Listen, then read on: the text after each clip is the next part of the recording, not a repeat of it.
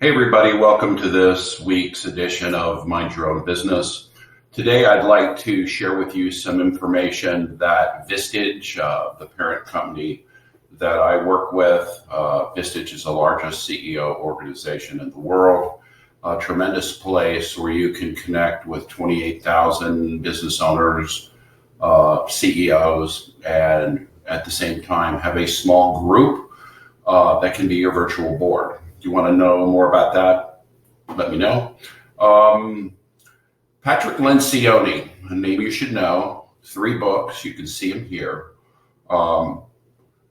has shared with us through Vistage how to get your company in alignment so that it begins to produce the kind of results you want.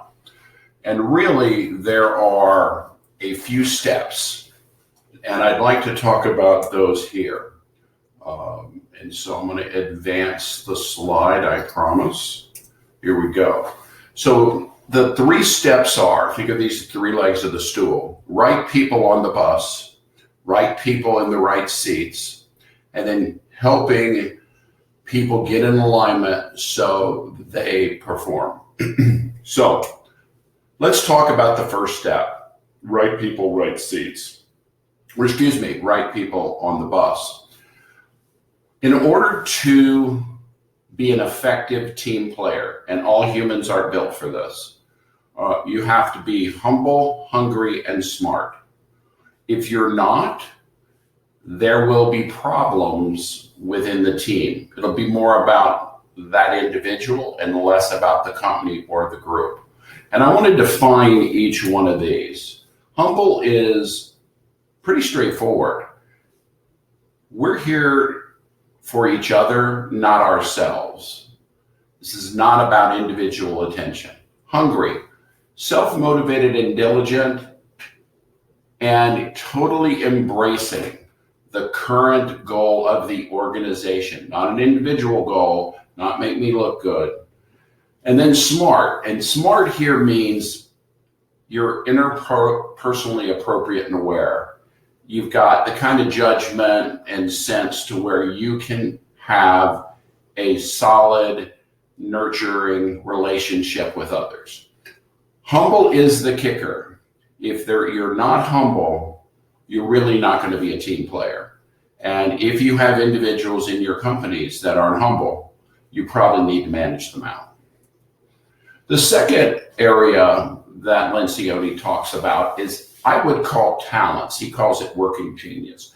But these are things that are born to us and we're good at. And we're really going to be good at 2 of them. We're going to be okay at 2 of them. And there'll be 2 that are weaker.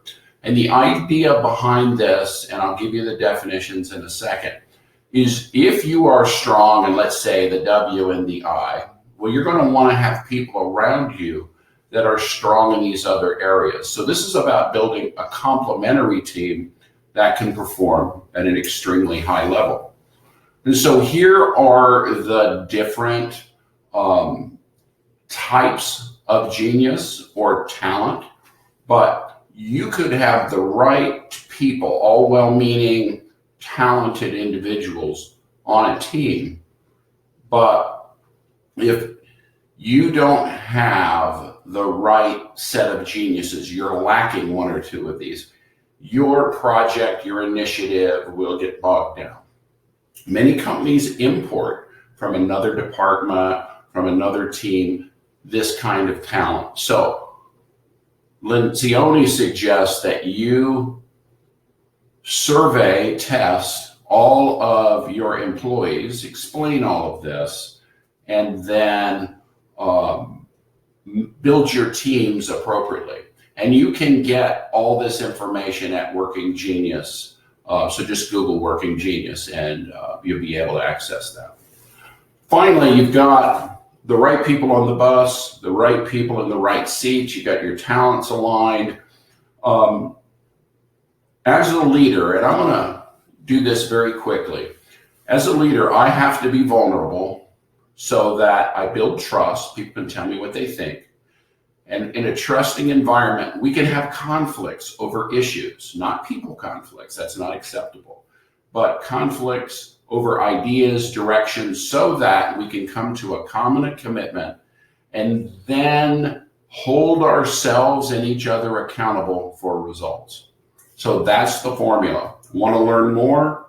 Check in with me because we do this within Vistage, or check out Lencioni's work. So with that, I'm going to say goodbye for this week. If this is helpful, shoot me a note. If you want more, just Google Patrick Lencioni, and you can easily get access to his work. I appreciate you watching. Have a great rest of the week.